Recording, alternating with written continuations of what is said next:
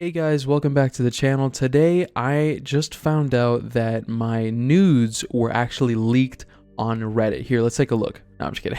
So today I wanted to talk a little bit about Assassin's Creed Ragnarok, and I put that in kind of quotations because we don't really know if that's the name of the game. It's been really interesting to me lately because recently I downloaded Assassin's Creed Unity to play it again because that's like one of my favorite games gameplay wise, and I was just curious, like what's going on. And I've been looking around a couple of forums, a couple of websites, and I actually found that there was a leak that was posted 3 months ago. So basically, I'm just gonna read the list that the leak shows, and it starts with, obviously the title of the next game is Ragnarok, codenamed Kingdom, will launch on Xbox One, PS4, PS5, Xbox Series X. Obviously that makes sense. Officially announced in February at the upcoming PlayStation event, release date September 29th, 2020.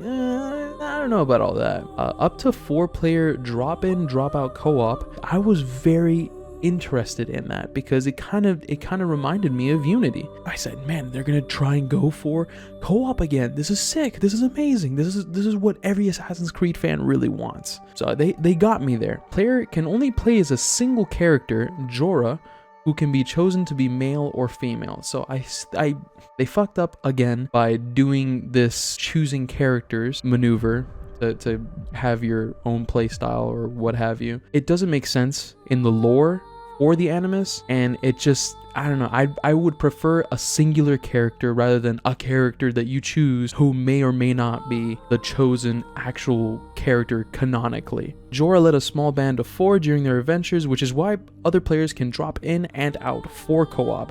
That was interesting. What lost me was continues heavy RPG mechanics, now including different classes and mild skill tree changes based on class. Player class can be changed by a specific character. That bugged the holy hell out of me. When I played Origins, I was really turned off by the combat. It felt like a watered down Witcher 3. It felt bad. It felt too loose. It felt like it was just thrown in there last second. It continued in an Odyssey, and it apparently got worse because enemies just became damage sponges, would be the better way to say it. Combat is upgraded with more weapon types and special abilities for every weapon grouping. Each weapon can have runes added, be upgraded, and durability increased. So this essentially is The Witcher now. So now you have different weapons, and different weapons have rune slots. Am I going insane? Be upgraded and durability increased. That's another thing. Weapon durability now comes into play, forcing players to use their weapons differently and swap out and what have you to, I guess, switch up combat. And it's a smaller inventory that cannot be, or no, it can be upgraded. Okay, so you can have several weapons on you at one point.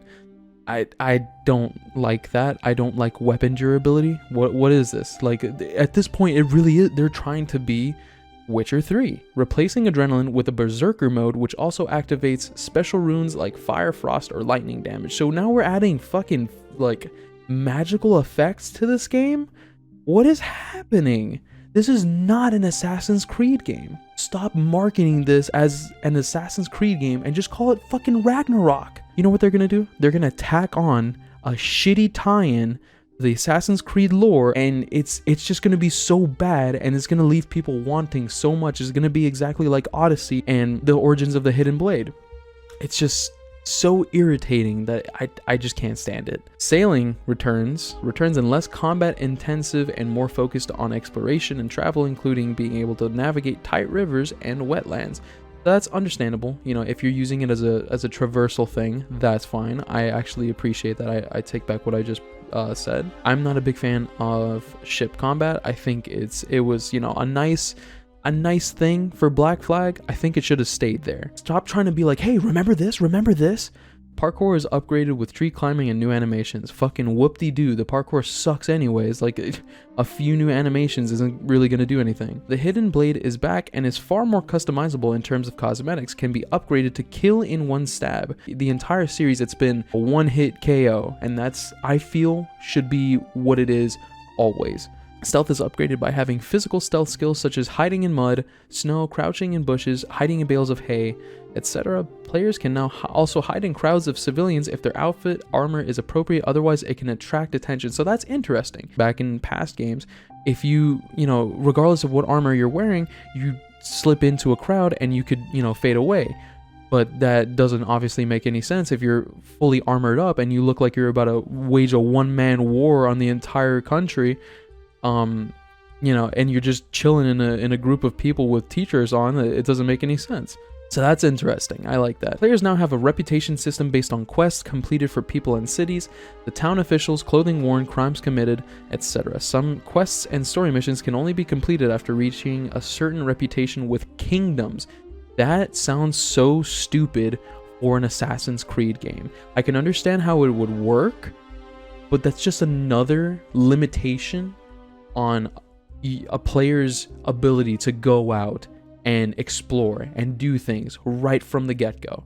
Conquest battles return to help capture some settlements from Templars, and players can approach them in a variety of ways. So they're bringing that back from like Revelations? Alright. Players can also find battles between warring kingdoms occurring dynamically throughout the world. Multiple settlements throughout the world can be captured and controlled for trade and currency gains. Players can organize large-scale raids of forts and cities with nearby Viking camps, wait for their own raids, or go in by themselves. So this is really just like, this is becoming an MMORPG, just not massively multiplayer online. It's just becoming some weird hybrid. The assassins are believed to have a connection to Odin and dubbed their Raven drone as Odin Sight. Difficulty returns but focuses more on parry times, player health, and enemy reaction times rather than enemy health. So enemies are not gonna have spongy health bars, and it's gonna be more on like skill. Okay, that's interesting. Leveling is overhauled to allow players to improve skill sets to gain experience.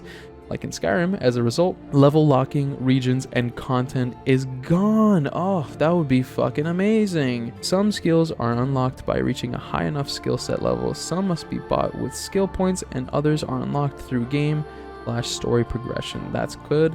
I like that. The map is massive, of course. That, you know, I wouldn't doubt it. And so yeah, that was that leak. That came out all the way back 3 months ago. Let's check out this other article that I have that says latest Assassin's Creed Ragnarok leak. Says it's like AC Rogue, which is supposedly that you're going to be playing as a Templar, which is personally what I was thinking, because if you think about it, it really doesn't feel like Vikings could be stealthy like assassins. They would be much more brutish, much more violent and aggressive. It you know, it was a clashing personality thing that was going on there, and that's what didn't make sense to me. The latest rumor basically refutes everything revealed up to this point by claiming that Assassin's Creed 2020 is another installment like Assassin's Creed Rogue.